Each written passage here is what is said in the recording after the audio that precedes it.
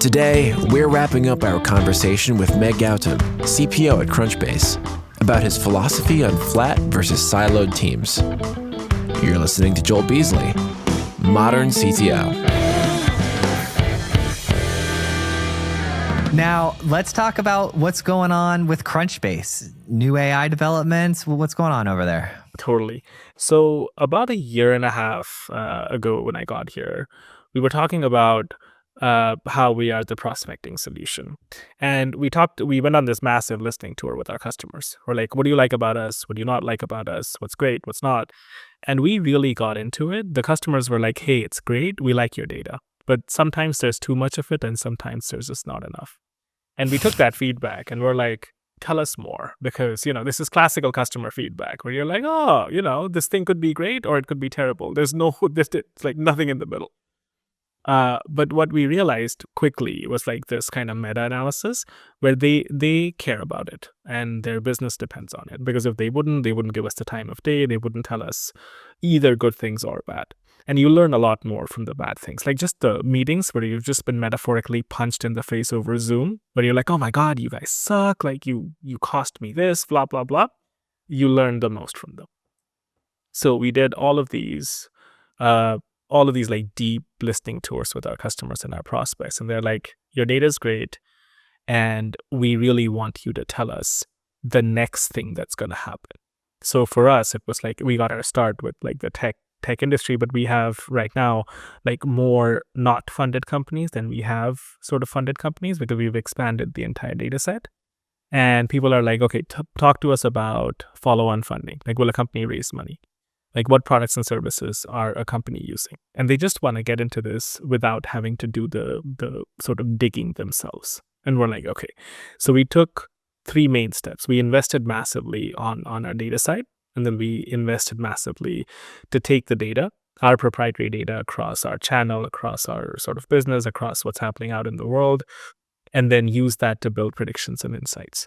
So some of that came out a couple of weeks ago where we're like funding round predictions, insights on growth, like is a company scheduled to grow or not.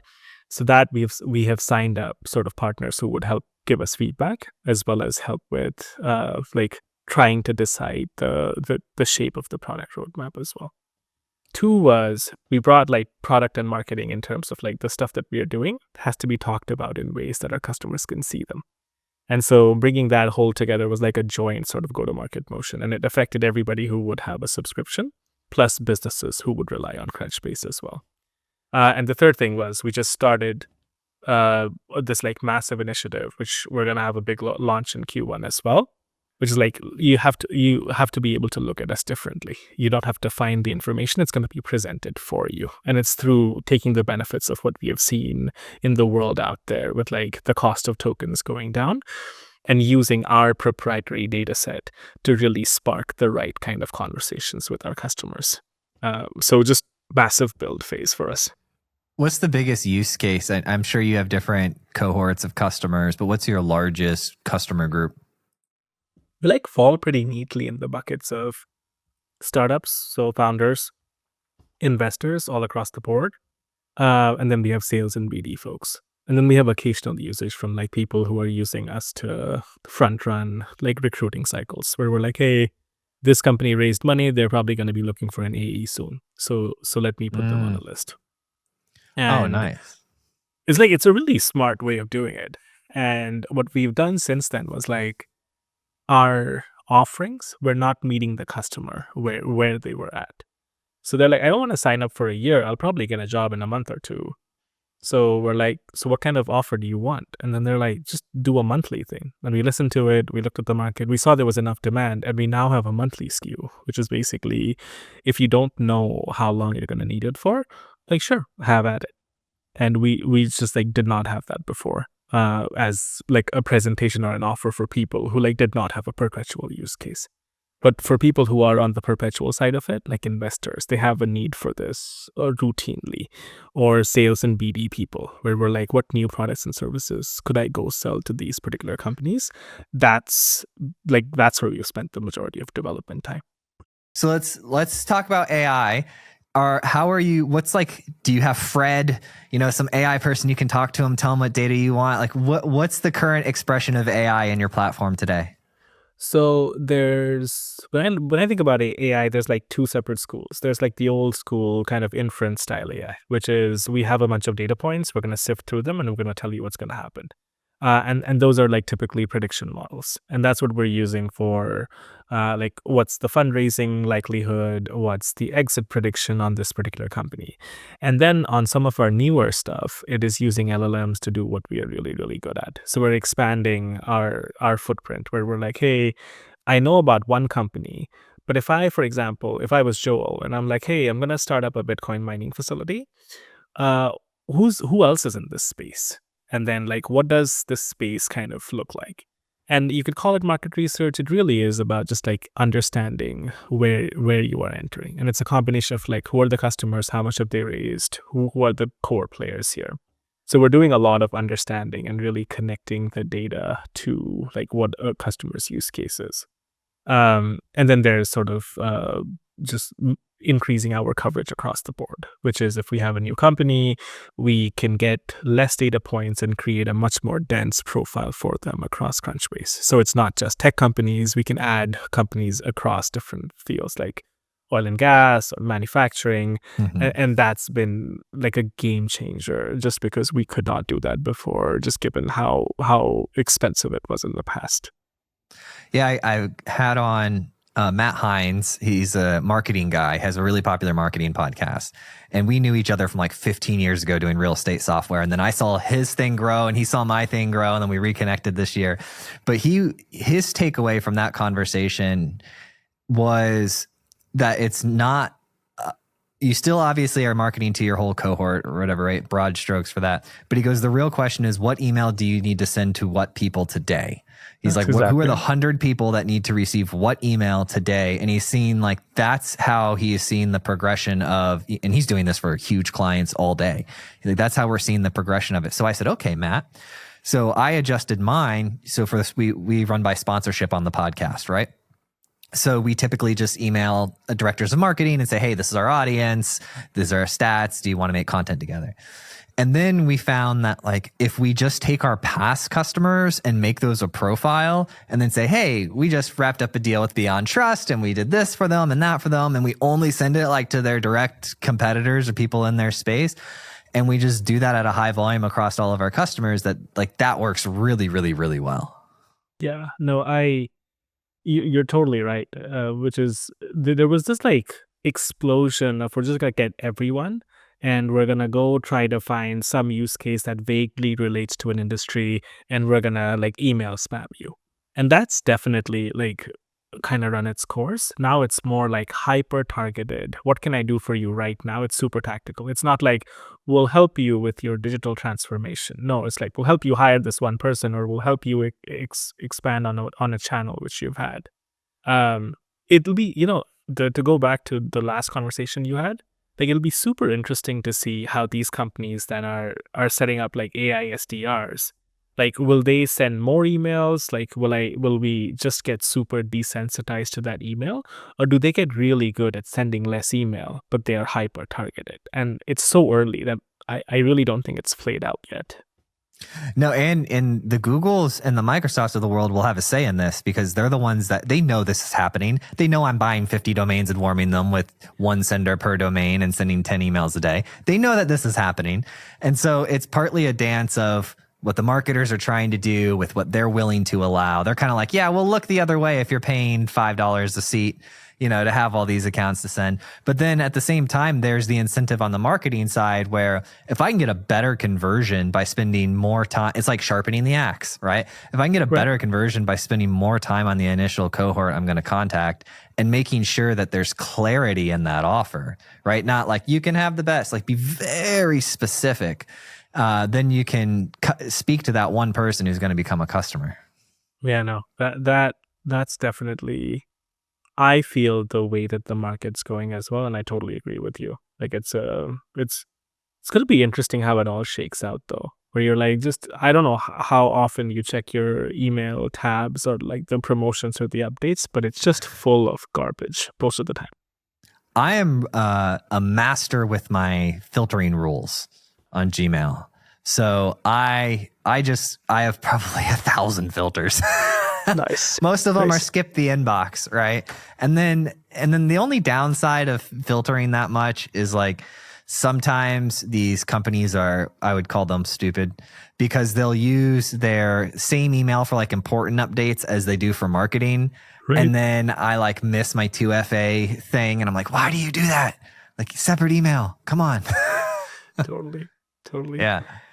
So are you a big sort of inbox zero person then? No. I well, hold on a second. My wife rags me about this. I turn off the bubbles on my phone. So like I don't get notifications. There's no like how many unread emails. I just let it ride. And my theory is if it's important enough, it'll come back to me. And there's and the sanity of like whatever deals I might have lost is compensated by the fact that like I'm not controlled by my devices. Because otherwise you just become an addict. Yeah, it totally is. Like I think the whole like minimizing the bubbles, and then the other thing I've had friends do is like put the whole phone on grayscale mode. And I was like, I don't know how helpful that is, but it apparently makes the whole device less appealing. That makes sense, just from a purely like Darwinian standpoint, right? Like the fruit is brightly colored because it's trying to attract you so you eat its seeds and then spread the seeds. Right? Exactly it. Yeah. Yeah. Wow, that's actually pretty interesting. So you've got friends that have done this grayscale thing? And they've tried various things. They're like digital detox on the weekends. The phone. That's what I do. Yep. Nice. Well, let me rephrase that. I did it this past Sunday, and I've gone months of doing it like religiously every weekend. Friday night it goes in, Monday it comes out, and then I'm not perfect. I just I do it when I need it. You know what I'm saying? If I'm sitting there, I'm like, man, I've been spending way too much time on Twitter. I'm putting my phone away for a day or two. Nice. Yeah. Nice. As much as I love those Elon Musk updates. Come on, Musk. Yeah, it's a good self-regulating mechanism where you're like, oh, I've had enough of this. I'm going to put the cake away. Well, I want to talk a little bit about there's two sort of buzzword lines when I looked at the prep from your conversation when we did the prep. And one of them was leading across functions, right? Keeping teams siloed. And the other was a couple things about staying alert to change. And so let's just start with the first one. What's the biggest risk of keeping teams siloed? So many. Like the biggest one is just you have information asymmetry. Like somebody who really needs to act on this information doesn't have it. And the worst thing is that they're going to take a while to get there. It's going to be a one-on-one, or it's going to be another forum. It's not going to naturally come to them. And then the organization as a whole starts atrophying, where you build out these systems where the information only goes in a certain way. So two things happen. One, information takes a lot longer to get to the people who could do something about it. And two is you're just ending up making suboptimal decisions. I've actually seen the converse of this true as well, where like information is like broadly disseminated everywhere. And then people are unclear how are decisions getting made. Like, is it committee? Are we voting? Like, what's the vibe here? So it's a pretty delicate dance and a balance, but it works really well when you make sure that the people who need to be in the room to be aware that these things are happening are then empowered to speak up. And then you're like, yep, understand the risk, but this is what we're doing. Yeah, and I think you bring up a good point. So let's create this story. Let's say on one end you have we're flat, everybody's free, and whatever. that never lasts past 100 people, by the way. Nope. But let's say that we've got that on one side. And on the other side, you have the military-industrial complex, where compartmentalization is the feature, right? Like the silos are the value.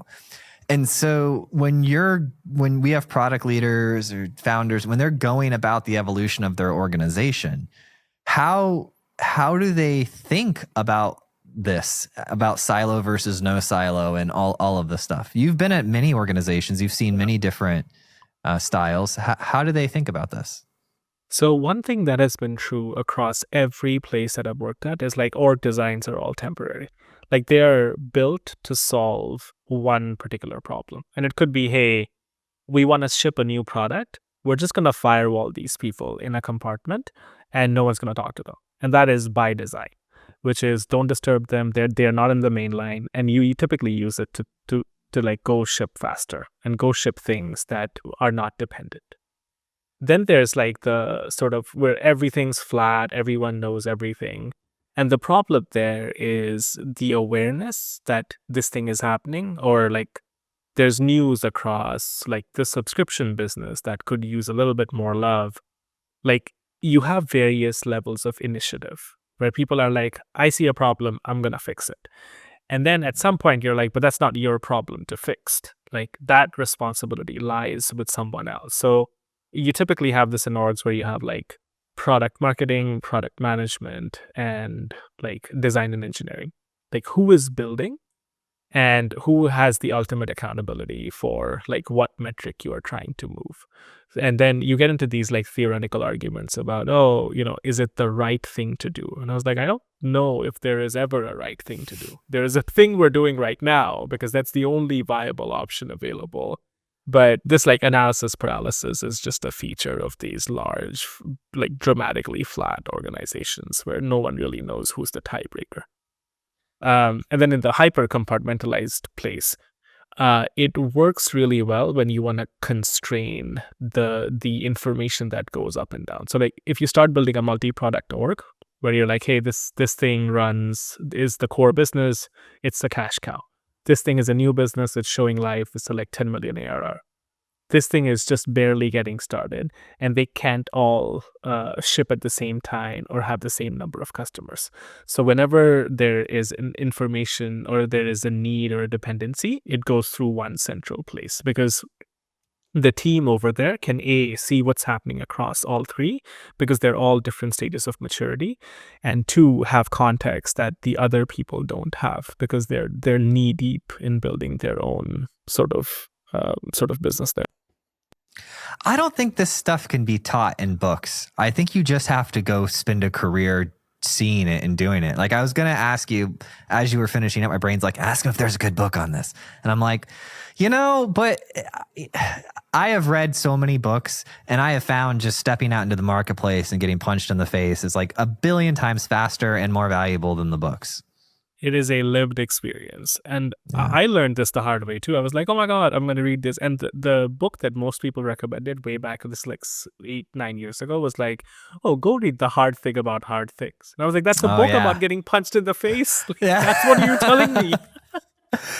Yes. When I found personal development, like the category of personal development, I had shied away from it for so long because I had this gregarious Tony Robbins, like I just saw it one day and I was like off-putting, and so I canceled out an entire category of life because of like one experience. And then when things weren't working out for me very well, like 15 plus years ago, I was like, let's go re-challenge any assumptions I have and start from scratch. And then I found the personal development and I said, oh my goodness, this should be like mandatory and like taught in schools. And that's fascinating. Like a lot of people don't do that amount of self-reflection, right? Which is like you just have to be wrong, and then you have to be comfortable with being wrong. And I've been wrong so many times. It's like what am I going to be wrong about this week? It's like what one of the attitudes I have. Yeah, I did a in-person talk once before COVID, and this gentleman in the audience, like in the Q&A session, asked me, he's like, oh, what's like the best leadership advice? And he was a little bit overweight. And I said, the best, and he rattled off a bunch of stuff, but I said, the best thing that I would do if I were you is start going to the gym. And he's like, well, what do you mean? He's like, he was looking for some strategy on like managing people or conversing or some notes he can take. And I'm like, look, you have to have the ability to make yourself do stuff you don't want to do. Your computer and your body is a reflection of your choices. And so people see that. We can all pretend that we don't see it, but people see it. And so if you want to lead people, you need their respect. And there's many vectors in which you can get their respect. Okay. You can get them in many different vectors, but one very easily controllable vector is your physical health, right? And so you can take ownership of that, and then you can have that as a +1 and then move on. And then you get in the, my favorite exercise is called the do what I don't want to do exercise. And it's just, I pick one exercise and I do it until I don't want to do it. And then I do it like 10 times more. That is fascinating. Like the amount of self-control to make that happen is in pretty short supply across the board. But that's bold, right? Like somebody asked you on stage, what's the one advice? And you're like, all right, it's, here I am swinging for the fences. Yeah. Well, I used to be overweight too. So when I was young, I got hit by a car and I got pretty overweight. And then I realized that so I have lived in both. I've lived body mass index, obese, and not. And I can tell you what, your computer functions very differently. I'm not saying you can't be successful in being overweight, but I can promise you that if you are successful and you're overweight, if you were not overweight, you would be 10 times more successful. Totally. Yeah. No, it's all related, right? Like how you feel, the kind of energy levels. Like we've had this whole notion, and I subscribe to this, by the way, which is like you got to manage your energy, not your time. So like I feel terrible at like 3:00. I was like, I'm just gonna go for a walk and I'm gonna like take calls on my headphones. I just don't want to be in front of a computer. But at night, at like 9:30 or 10, I'm like, yep, this is the time where I'm gonna write some specs. And like the stuff that really works, like you just gotta align yourself to it. It's harder if you have like really weird kind of habits, but mostly I think it's all sort of forgivable and doable. I know. Turns out I get energy burst, and it's usually like family time. So like I can't go run off and work. So I just power through it the hardest I can when I have in the schedule. And but yeah, it's always figuring it out. Do you have kids? I do. I have 2. Yeah. What's the oldest one? Like what are the age ranges? 5 and 3. Okay. I've got 7, 5, and 2. Oh wow, 3. Yeah, so you've got the kids outnumber the adults in the household. Unfortunately, this is the case. Yes. Nice. So we talked a little bit about this organizations keeping teams siloed. I don't know if we put a bow on it in the sense that people are just going to have to figure out what's right for their organization at this point in time. I really liked your point that you made and I think you really nailed it here. You said org designs are built to solve one specific problem. And I have found that to be true. Yeah. I think a lot of people imagine that if you're stuck in like one kind of an org structure or shape, it's very hard for them to break out of it. But like we talked about this, which is things are changing, the environment is changing, the industry is changing, what the company needs are changing. And so once that problem is solved, or at least like you have a handle on it, it's going to morph. So it's a pretty like, it's a learning I've had where I was like, oh, I'm not going to do this anymore because I'm in this weird part of the org. It just changes. And like org designs are a very specific, very expensive tool to solve a problem. So it has to be like a business critical problem that you go solve. Have you been in the position where the org structure was changing and you had to like break down department walls? Yeah. Like, for example, I came to Crunchbase, and a lot of what we did was bringing in marketing and product together. So like what you talk about, the promise that you make to the prospect of the customer is exactly the same thing, which is reflected back in your product. And all of that was just, it's so helpful because there is limited, like the blast radius for like, oh, I thought we did X is just gone because the same two people who would do that are now accountable for it. And I found that to be a great forcing function to be true and to hold a high bar. And that's something that we found true even in content, just making episodes for the show. Josh and I were actually working on it this week where every thumbnail, every headline, that's a promise. And if the content doesn't match and deliver on that promise, you lose an opportunity to build trust. And so the better you can get it, like, here's a promise, I delivered on it. You can build more trust with an audience, which is a weird, very amorphous thing to think about. Like, how do I build trust with hundreds of thousands of people that I never actually speak to? Totally. And I think that like you sort of live in this world, but have you read I think it's like the Mr. Beast guide to like making amazing videos? I read like the first couple pages of it, and then somebody put out a summary, and I read the summary. I thought that was fascinating. It was like, this is the mission we are on, and this is how we're going to do it. And it was distilled down to like, I am the furthest thing from a content creator, but even I could understand it. I was like, this is just so well written and well articulated.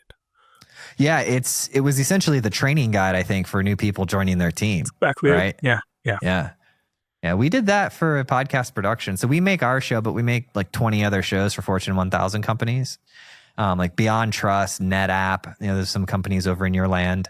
Right. And we got to the point where we were like, well, when we bring on new producers, how do we teach them?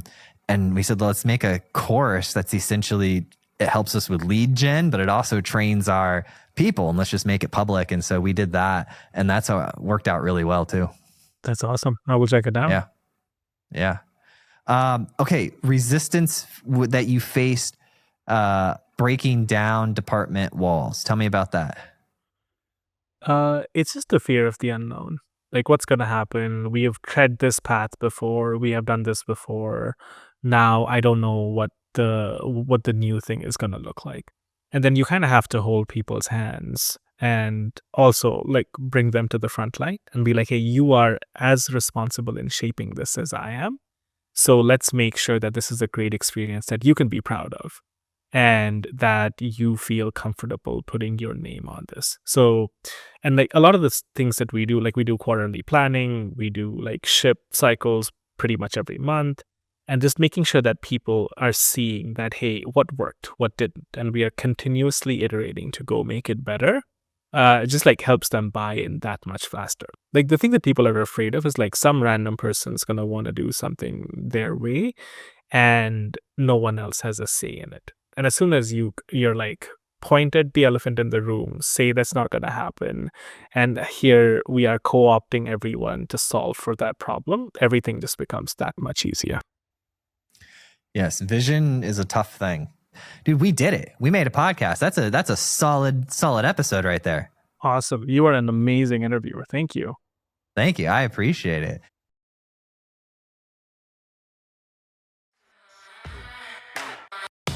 Thank you so much for listening. And if you found this episode useful, please share it with a friend or a colleague who you think would get value from it.